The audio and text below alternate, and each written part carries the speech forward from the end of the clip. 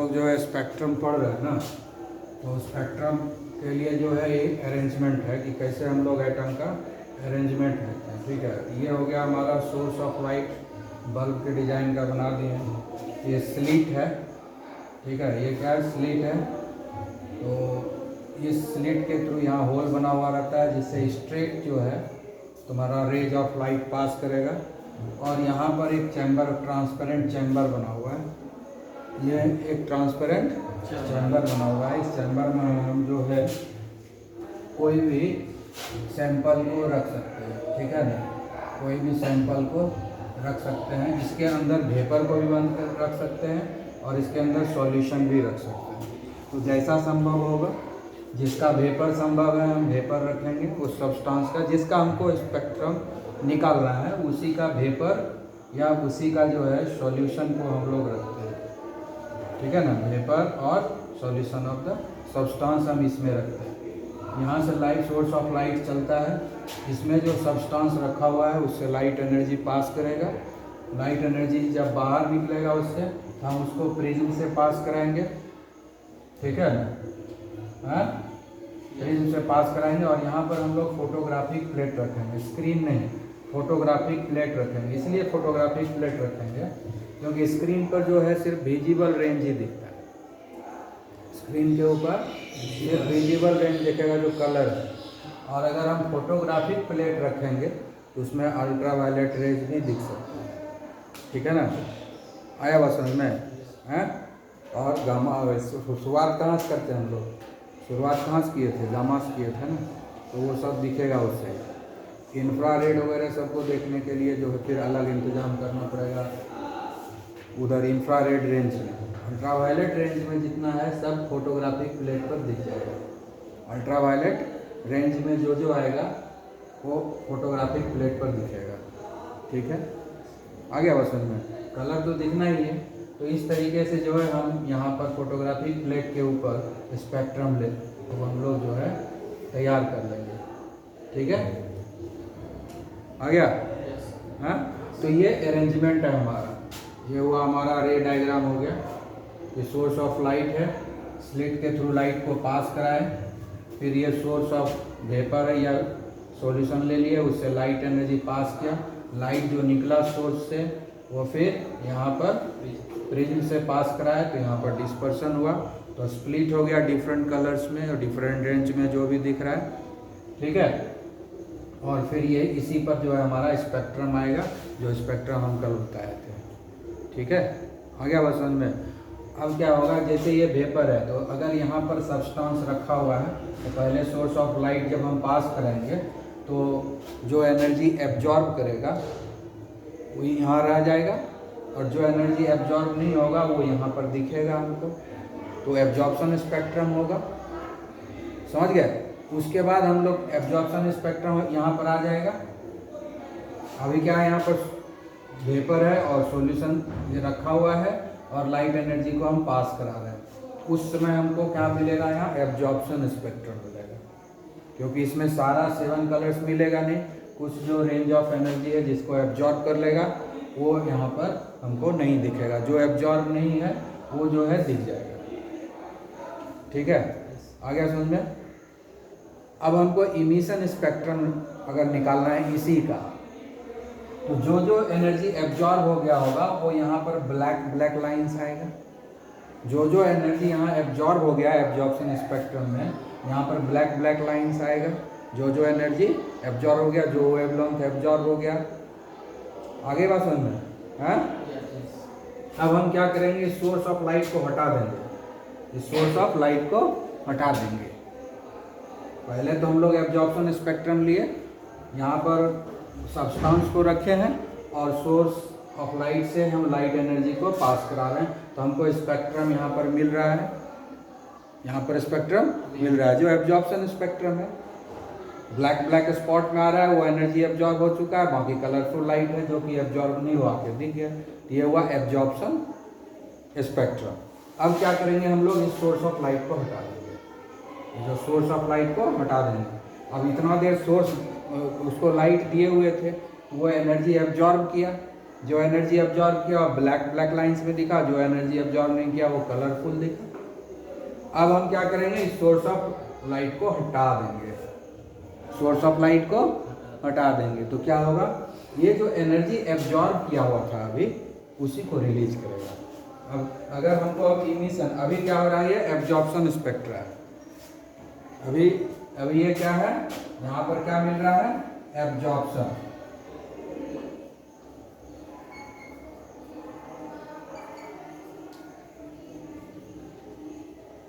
अभी मिला absorption spectrum, ठीक है, क्लियर। अब हम क्या करेंगे, सोर्स ऑफ लाइट को हटा देंगे, इस सोर्स ऑफ लाइट को हटा देंगे, स्लिट की अब कोई जरूरत नहीं पड़ेगा, नहीं ना, हटा दिए। अभी इतना देर जब उसको लाइट एनर्जी पास करा रहे थे तो एनर्जी एब्जॉर्ब किया था ना, जैसे ही हम इसको हटाएंगे सोर्स ऑफ लाइट को, बस यहाँ स्पेक्ट्रम बदल जाएगा। जहां जहां ब्लैक लाइंस दिख रहा था वो कलरफुल हो गया, जहां जहां एब्जॉर्प्शन स्पेक्ट्रम में ब्लैक लाइंस दिख रहा था, समझ गए, वहां कलरफुल लाइंस दिखेगा। और जहां जहां कलरफुल लाइंस दिख रहा था अभी, वहां ब्लैक दिखेगा। समझ गए, मतलब क्या हुआ कि जो एनर्जी यहाँ एब्जॉर्ब किया था उस एनर्जी को अब रिलीज करना शुरू कर दिया, क्योंकि अब हम एनर्जी सप्लाई नहीं कर रहे हैं। तो जो एनर्जी ये एक्सेप्ट किया था, एनर्जी एक्सेप्ट करने के बाद ये सब्सटेंस कहाँ चला गया था, हायर एनर्जी स्टेट में। हायर एनर्जी स्टेट में क्या हो गया, वो अनस्टेबल हो गया। तो अनस्टेबल होने के चलते क्या हुआ, वो रिलीज किया, ठीक है, जो रिलीज किया वो कलरफुल दिखा, ठीक है। तो जस्ट उल्टा है एब्जॉर्प्शन और इमिशन स्पेक्ट्रम। अब ये हो गया इमिशन स्पेक्ट्रम। जब सोर्स ऑफ लाइट को हम, जब सोर्स ऑफ लाइट हटा दिए तब हो गया ये इमिशन स्पेक्ट्रम।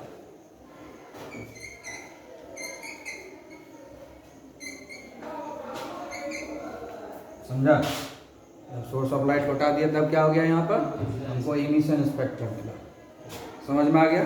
तो इस तरीके से हम लोग स्पेक्ट्रम को स्टडी करते हैं, ठीक है, आया समझ में। अब हम लोग स्पेसिफिक जो है हाइड्रोजन का स्टडी कर रहे हैं, ठीक है। तो हाइड्रोजन का स्टडी करने के लिए अरेंजमेंट में जो है थोड़ा सा चेंज करना है, ठीक है ना।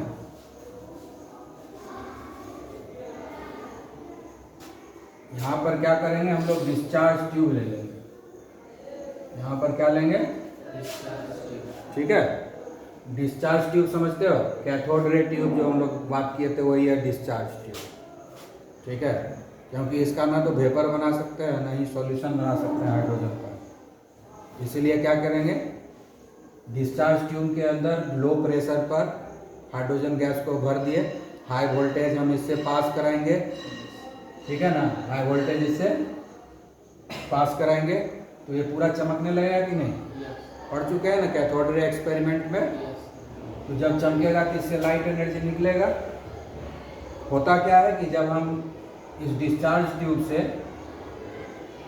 ट्यूब से हम लोग जब एनर्जी पास कराएंगे, मतलब हाई वोल्टेज देंगे, 11,000 वोल्टेज देंगे, तो हाइड्रोजन जो इसके अंदर रहेगा उसका आयनाइजेशन होगा, है ना। आयनाइजेशन होगा तो इलेक्ट्रॉन का मूवमेंट शुरू होता है और हाइड्रोजन आयन का भी मूवमेंट शुरू होगा, ठीक है। एनोड रे कैथोड रे दोनों निकलेगा इसके अंदर, तो लाइट एनर्जी रिलीज करेगा कि नहीं। पूरा जो है ये ट्यूब जो है पूरा चमकने लगेगा। तो उस ट्यूब से जो रेज ऑफ लाइट निकलेगा उसको स्लिट के थ्रू कुछ रेज को हम भेजेंगे जो स्ट्रेट लाइन में रहेगा। स्लिट के थ्रू हम कहाँ भेज दिए, प्रिज्म में। और जब प्रिज्म में जाएगा तो क्या होगा, स्प्लिट होगा, समझ गया ना। तो ये जो हाइड्रोजन है यहाँ पर देगा उनको स्पेक्ट्रम देगा, समझ गए। जो एनर्जी ये रिलीज कर रहा है, जिस रेंज में यहाँ लाइट एनर्जी रिलीज हो रहा है वो सब यहाँ पर दिखेगा, समझ गए हैं। डार्क बैंड ब्राइट बैंड दोनों तरह का मिलेगा यहाँ पर, पूरा स्पेक्ट्रम हमको मिलेगा। आया बात समझ में, ठीक है। तो यहाँ पर क्या हो रहा है कि हम लोग एनर्जी दे रहे हैं आयनाइजेशन, और उसके बाद यहाँ पर इमिशन स्पेक्ट्रम आ रहा है हमको, लाइट एमिट कर रहा है ना, वही लाइट में यहाँ पर दिख रहा है। तो यहाँ पर आपको हाइड्रोजन स्पेक्ट्रम निकालने के लिए ये अरेंजमेंट करना पड़ेगा उसका, क्योंकि हम वेपर वगैरह बना नहीं सकते इसलिए उसमें हम भर नहीं सकते थे, इसलिए अरेंजमेंट को चेंज कर दिया गया इस तरह का। और इनर्ट गैस का भी निकालेंगे तो ऐसे ही करना पड़ेगा। हाइड्रोजन का इसलिए हम लोग बात कर रहे हैं क्योंकि हाइड्रोजन के ही आधार पे, क्योंकि हाइड्रोजन में एक ही इलेक्ट्रॉन है इसलिए स्टडी आसान है। इसलिए सबसे पहले हाइड्रोजन का स्पेक्ट्रम को अच्छे से स्टडी किया गया और हाइड्रोजन के स्पेक्ट्रम को स्टडी करके जो है जो बोर्स जो है अपना थ्योरम दिए थे, बोर जो है अपना एटॉमिक मॉडल दिए थे, इसलिए इसको पढ़ना जरूरी है। ठीक है ना, आ गया समझ में? क्लियर? तो इस तरीके से हमारे पास हाइड्रोजन स्पेक्ट्रम आएगा, फिर हाइड्रोजन स्पेक्ट्रम को स्टडी करना है और स्टडी करने के बाद जो है हमको सारा चीज़ मिलेगा। और यहाँ पर फोटोग्राफिक प्लेट इसलिए यूज किया गया क्योंकि यहाँ पर जो है अगर हम स्क्रीन सिंपल यूज करेंगे जिंक सल्फाइड या किसी और का, ठीक है, फॉस्फोरेसेंस मटेरियल, तो सिर्फ विजिबल रेंज दिखेगा, इसमें इनविजिबल रेंज नहीं दिखेगा। तो अगर हम फोटोग्राफिक प्लेट को यूज करेंगे तो कम से कम विजिबल रेंज के साथ अल्ट्रा वायलेट रेंज वाला भी तो सब दिख जाएगा, अल्ट्रा वायलेट और उससे आगे का रेंज जो है वो भी दिखेगा। समझे? आई बात समझ में?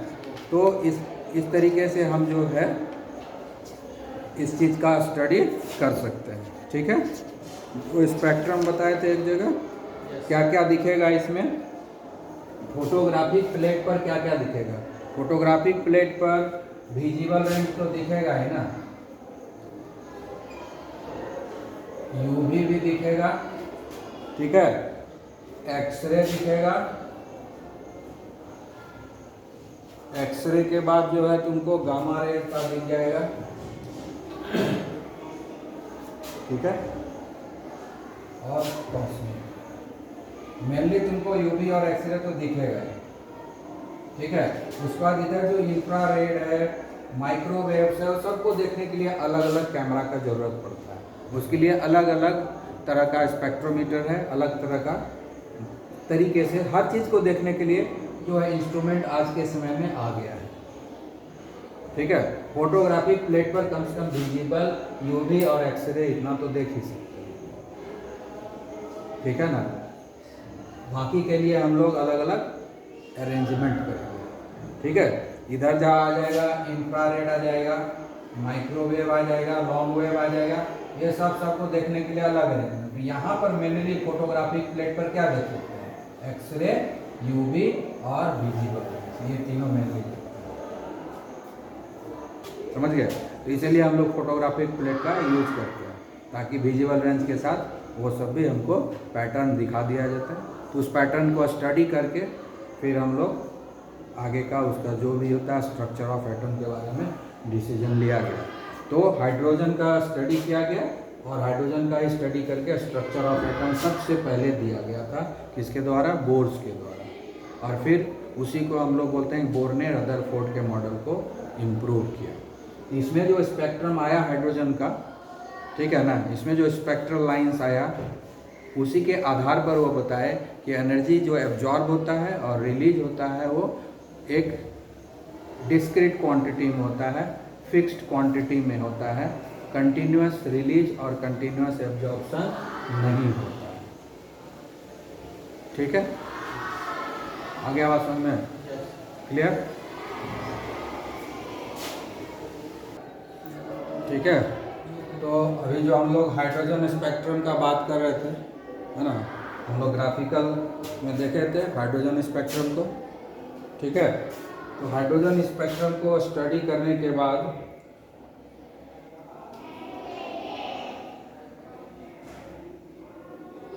हाइड्रोजन स्पेक्ट्रम को स्टडी जितना भी लाइंस आया था हाइड्रोजन का स्पेक्ट्रम में, जो भी लाइंस आया था उसको जब स्टडी किया गया तो इतने तरह का स्पेक्ट्रम मिला, समझ गए।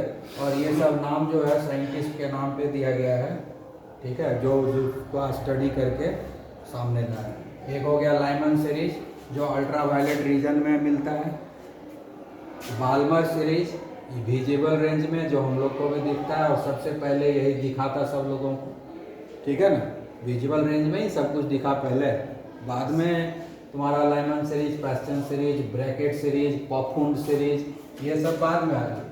ठीक है, लाइमन सीरीज किस में आया? अल्ट्रावायलेट रीजन में। ठीक है, बाल्मर सीरीज विजिबल रीजन में।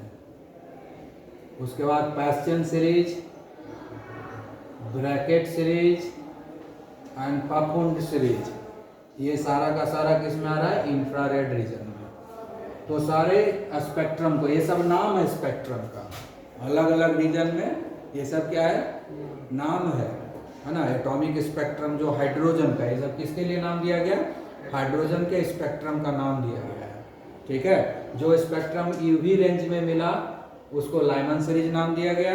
जो स्पेक्ट्रम विजिबल रेंज में मिला उसको बाल्मर सीरीज नाम दिया गया। और इंफ्रारेड में 3 तरह का स्पेक्ट्रम है, Paschen series, Brackett series and Pfund series. ठीक है, इस तरीके से इतने तरह का उन्होंने स्पेक्ट्रम बताया।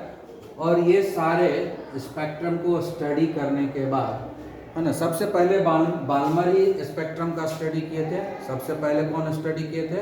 बाल्मर स्टडी किए थे स्पेक्ट्रम का। इसलिए सबसे पहले जो स्पेक्ट्रम आया, सबसे पहला स्पेक्ट्रम वो बाल्मर सीरीज है, जो कि विजिबल रेंज में है। बाल्मर सबसे पहले स्पेक्ट्रम के बारे में स्टडी करके बताया और बोले कि ये जो स्पेक्ट्रल लाइंस आता है, ये जो स्पेक्ट्रल लाइंस आता है स्पेक्ट्रम में, उसका रिलेशन वेव नंबर से है। उसका रिलेशन क्या है? वेव नंबर से है। ठीक है, उसका रिलेशन क्या होता है? वेव नंबर से है, यानी वेवलेंथ से है। और उसके बाद उन्होंने बहुत सारा रिसर्च, बहुत स्टडी करने के बाद वो एक 1885 में एक रिलेशनशिप दिए। यहाँ क्या है? न्यू बार वेव नंबर, यही है ना, वेव नंबर है ना ये। हाँ, wave number equal to 109,677 1/2 square minus 1/n²। ये उन्होंने एक रिलेशनशिप दिया। ठीक है, जिसमें बताया कि ये जो 2 है और ये जो n है, ये एनर्जी लेवल है। ये क्या है? डिफरेंट एनर्जी लेवल है। ठीक है, जहाँ की n का जो वैल्यू है हमेशा 2 से ज़्यादा होगा। n का वैल्यू क्या होगा? 2 से ज़्यादा होगा। 2 + 1 यानी 3 से शुरू होगा। n का वैल्यू 3 से शुरू होगा। 3, 4, 5, 6 अप टू इंफिनिटी। समझ गए? वो क्या बोले कि ये जो स्पेक्ट्रल लाइंस आता है, एनर्जी रिलीज होता है या एब्जॉर्ब होता है जब सेकेंड ऑर्बिट से हायर ऑर्बिट में जाता है। सेकेंड से जब हायर ऑर्बिट में जाता है तो एनर्जी एब्जॉर्ब होता है, उसमें स्पेक्ट्रम बनता है, वो एब्जॉर्प्शन स्पेक्ट्रा हुआ। और जब हायर एनर्जी लेवल से लोअर एनर्जी लेवल में आएगा तो वो एनर्जी रिलीज करता है, तो हो गया इमिशन स्पेक्ट्रम। और दोनों ही स्पेक्ट्रम को हम इसी फॉर्मूला से हम जो है स्टडी कर सकते हैं। तो उनके समय में सिर्फ विजिबल रेंज के बारे में पता था, इसलिए उन्होंने ये वाला फॉर्मूला दिया। ठीक है ना, आया बात समझ में? बाद में इस फॉर्मूला को इम्प्रूव कर दिया गया। ठीक है,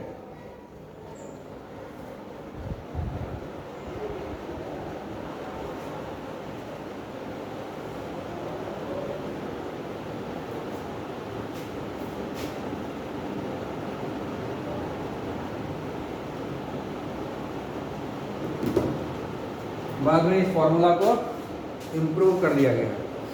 ठीक है ना, तो इम्प्रूव कौन किए थे? रीडबर्ग। इसको इम्प्रूव कौन किया?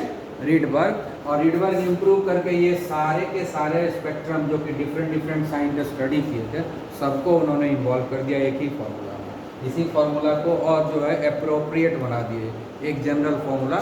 इस फॉर्मूला को, इस रिलेशनशिप को और इम्प्रूव कर दिए, ताकि ये जो रीजन है, Lyman series, Paschen series, Brackett series, Pfund series, सब के सब इसी फॉर्मूला से गवर्न हो जाए। ऐसा इस फॉर्मूला को वो बना दिया। समझ गए? तो इस बाल्मर ने जो दिया था रिलेशनशिप, ये वाला, इसको इम्प्रूव कौन किया? रीडबर्ग। कौन इम्प्रूव किया? रीडबर्ग।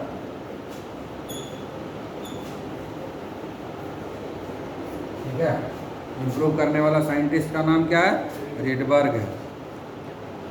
आ गया समझ में? हाँ, तो बहुत कुछ नहीं किया उन्होंने इसको y इक्वल टू 109677 यहाँ 2 स्क्वायर की जगह उन्होंने n1 स्क्वायर किया,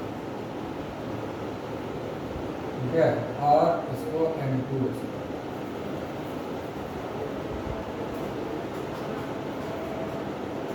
109677 1 by n1 square minus 1 by n2। ये जनरल फॉर्मूला हो गया। n1 रिप्रेजेंट कर रहा है लोअर एनर्जी लेवल को और n2 रिप्रेजेंट कर रहा है हायर एनर्जी लेवल। समझ गया? तो ये एक जनरल फॉर्मूला हो गया। इससे क्या हुआ, ये सारे के सारे रेंज पर ये रिलेशनशिप अप्लाई हो गया और बाद में रिडवर्क के नाम पे ये जो नंबर है 109677 इसको रिडवर्क कांस्टेंट नाम रख दिया गया, क्योंकि पूरा फॉर्मूला ये बनाई नहीं थी, इसी को इम्प्रूव किया होगा ना। तो इनका भी कंट्रीब्यूशन याद रखना है, इनका भी कंट्रीब्यूशन याद रखना है। तो इस फॉर्मूला में जो ये नंबर है 109677 इसको हम लोग क्या बोलते हैं, रिडवर्क कांस्टेंट। समझ गए? तो तब से इसको हम लोग बोलते हैं रिडवर्क कांस्टेंट। आगे आवाज समझ में क्लियर? अब यहाँ पर देख सकते हो लाइमन सीरीज के लिए n1 अभी हम लोग फार्मूला बनाए थे, उस फार्मूला में n1 और n2 का यूज किए हुए हैं। तो लाइमन सीरीज के लिए n1 का वैल्यू 1, यानी लाइमन सीरीज के लिए फर्स्ट ऑर्बिट से हायर ऑर्बिट में इलेक्ट्रॉन जंप करेगा या हायर ऑर्बिट से फर्स्ट ऑर्बिट में आएगा। तो हम लोग क्या करते हैं, एनर्जी लेवल बना देते हैं। जैसे ये न्यूक्लियस है, तो ये न्यूक्लियस है, इसके चारों तरफ ऑर्बिट रहेगा ना, हाँ यही ना है ना। तो हम इसी ऑर्बिट को हम अभी बताएंगे, हम स्ट्रेट लाइन में बनाएंगे, समझाने में थोड़ा सहूलियत होगा, ठीक है। जैसे ये गोल है ना, तो हम इसको थोड़ा सीधा करते हैं। ये न्यूक्लियस हुआ, ये first orbit, second orbit, third orbit है ना, तो इसको हम लोग स्ट्रेट बना के समझेंगे, थोड़ा समझ में आएगा। होता नहीं है स्ट्रेट, लेकिन हम लोग स्ट्रेट बना के समझेंगे। तो सबसे पहले जो है ये लिए हम लोग n इक्वल टू 1, ठीक है। ये हो गया हमारा n इक्वल टू 1। उसके बाद ये हम मान लेते हैं second orbit n equal to 2, third orbit n equal to 3, ठीक है। फिर n इक्वल टू 4, फिर n इक्वल टू 5, फिर n इक्वल टू 6, फिर n इक्वल टू 7। आज तक 7 ऑर्बिट में ही सारा एलिमेंट है, 7 तक ही रहता है, अभी तक तो इन्फिनिटी तक पहुंचा नहीं है, ठीक है ना। तो लाइमन सीरीज कब आएगा, n का वैल्यू 1 होगा ना, ठीक है। लाइमन सीरीज कब होगा, अगर हम इमिशन स्पेक्ट्रम की बात करेंगे तो सारे ऑर्बिट से इलेक्ट्रॉन लौट के वापस 1 में आ रहा है।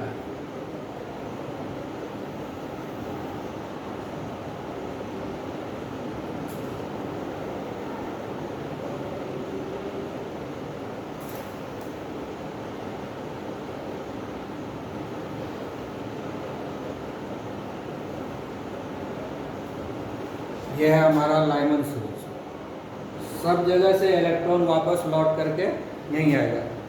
7 से 1 में आएगा तो भी लाइमन सीरीज में ही आएगा, 6 से आएगा 1 में तो भी लाइमन सीरीज, और 2 से आएगा 1 में तो भी लाइमन सीरीज, ठीक है ना। सबसे ज़्यादा एनर्जी का ट्रांजेक्शन इसमें होगा और सबसे कम एनर्जी का ट्रांजेक्शन इसमें होगा, ठीक है। ये हो गया हमारा लाइमन सीरीज, जो कि यूवी रेंज में आएगा। ये किस में आएगा, यूवी रेंज में आएगा लाइमन सीरीज, ठीक है। उसके बाद क्या होगा, नेक्स्ट है बाल्मर सीरीज। नीचे से 1 से 2 में जाएगा तो भी लाइमन सीरीज होगा, 1 से 3 में जाएगा तो भी लाइमन सीरीज, और 1 से 7 में जाएगा तो भी लाइमन सीरीज, ठीक है। वो एब्जॉर्प्शन स्पेक्ट्रा होगा। जब हायर से लोअर एनर्जी में आएगा तो इमिशन स्पेक्ट्रा हो, जो कि एनर्जी रिलीज होगा। आ गया समझ में?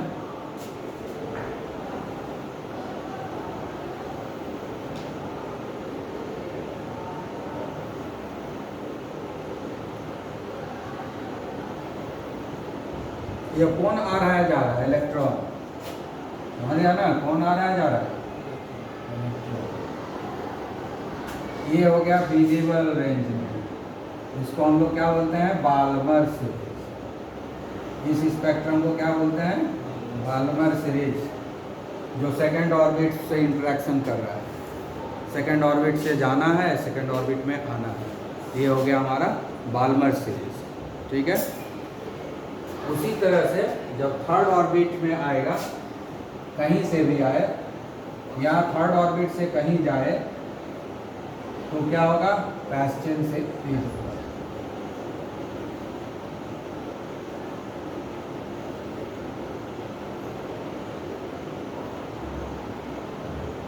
ये क्या हो गया? पैस्चन से। समझ में आ गई बात? है कहाँ कहाँ स्पेक्ट्रम होता है। उसके बाद किसी भी सीरीज से जब आएगा फोर्थ में आएगा। ठीक है ना?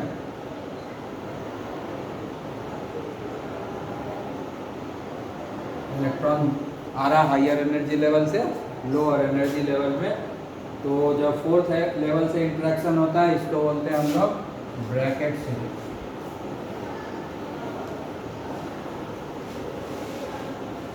ठीक है।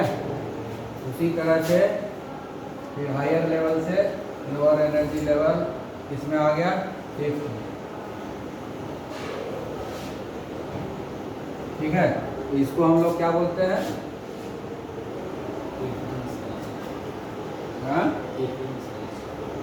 पखुंड है ना।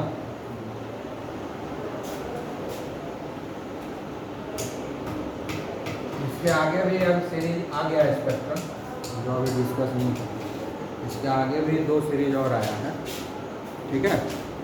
एक बनेगा ना ये इसमें। ठीक है। उसके बाद कुछ एक ऑर्बिट का भी एलिमेंट आ गया, उसको अभी तक पीरियोडिक टेबल में डाला नहीं है। ठीक है। इसीलिए वो सब नहीं बताएंगे। इतना सीरीज तो हम लोग जान गए। हायर लेवल से लोअर एनर्जी लेवल में आ रहा है तो भी स्पेक्ट्रम, और लोअर से जब हायर में जाएगा तो भी स्पेक्ट्रम, है ना। 7 से सीधा 1 में आया, 6 से 1 में आया, 5 से 1 में आया। ठीक है। 4 से 1 में आया, 3 से 1 में आया, फिर 2 से 1 में आया। ये हो गया लाइमन सीरीज। इसका उल्टा भी हम सोचेंगे, 1 से 7 में जाएगा, है ना। 1 से 6 में जाएगा, 1 से 5 में जाएगा, 1 से 4 में जाएगा, और 1 से 3 में, और 1 से 2 में। तो भी हमको लाइमन सीरीज ही मिलेगा।